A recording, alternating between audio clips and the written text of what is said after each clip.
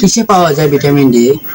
প্রাণিজ উৎস থেকে ভিটামিন ডি পাওয়া যায়। এই ভিটামিন সূর্যের আলো ও কে অতি বেগুনি রশ্মির সাহায্যে মানুষের ত্বকের উপস্থিতি ও কোলেস্টেরল হতে ধাপে ধাপে লিভার ও কিডনির সহায়তা সঞ্চালিত হয়। ডিমের কুসুম, দুধ এবং মাখনে ভিটামিন ডি এর প্রধান উৎস। কুসুম, দুধ এবং মাখনে ভিটামিন ডি এর প্রধান উৎস থাকে। বাঁধাকপি, যকৃৎ এবং তেল সমৃদ্ধ মাছে ভিটামিন ডি প্রচুর পরিমাণে